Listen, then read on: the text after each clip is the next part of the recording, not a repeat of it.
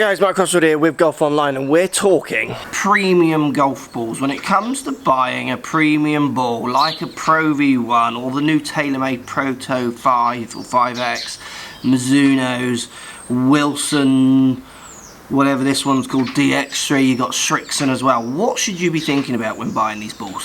So the minefield that is buying golf balls, here's a Wilson.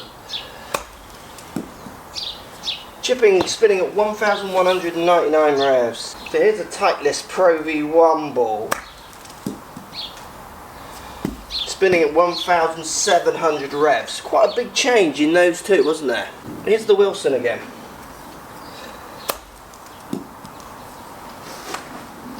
That one's now spinning at 1,500 revs. The trouble when you start testing golf balls is that you'll work out very quickly that you are the biggest thing that fluctuates. Here's the ball I use, a TrueViz, so Chrome Soft TrueViz. 1,400 revs. Here's the Mizuno MP ball. A ball that's never really thought about, 1,300 revs. And here is the TaylorMade's new ball that they're shouting about. Not the best striker in the world, but still up there at 1,700 revs. Now I've hit all these balls from the tee, and I've got plenty of videos coming and already released some. And I can tell you now for a fact, for me, all these premium balls do not make a difference when it comes to hitting a ball off a tee. Maybe a slight deviation in its audio, its sound, but really nearly impossible to tell, to be honest. Distance-wise, spin numbers almost identical, with this slight exception of the TaylorMade ball, which sometimes can drop a bit of spin off. For me as a low spin golfer, that isn't helping me. So again, I've tried to do some tests where I test it in different environments. So when the ball is wet, so like dewy mornings or even a wet morning like today.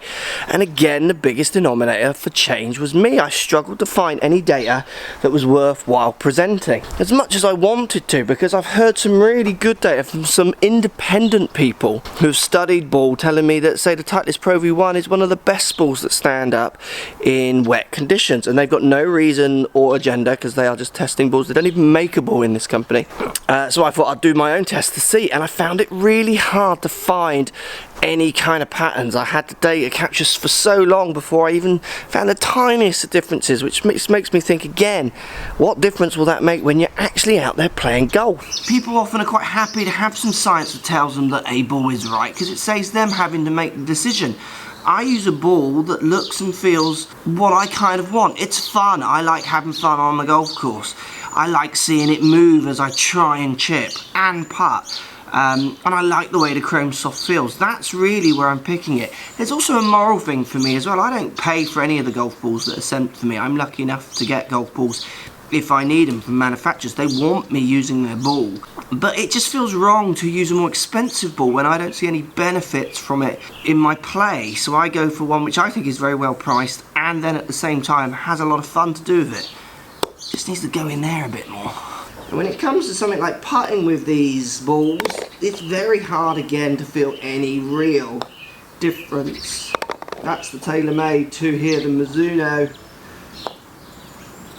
TaylorMade feels a fraction firmer, but again, that's going to be the sound more than anything else. Now, the only place where you start to see premium balls really coming into their own is when you start going kind of 9-iron into the green. And obviously, if you start getting too close, like I am here with the chipping shots, then they'll start to blend quite close.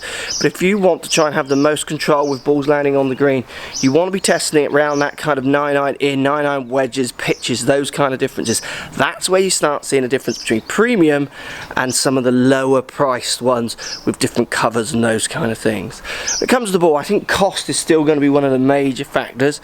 I think people will have some kind of brand alliances. Titleist #1 ball used by so many pros will mean something for them, but at the end of the day, if it's performance driven only, it's a very tricky one to test. Let me know which is your favourite ball. Hit that comment section up.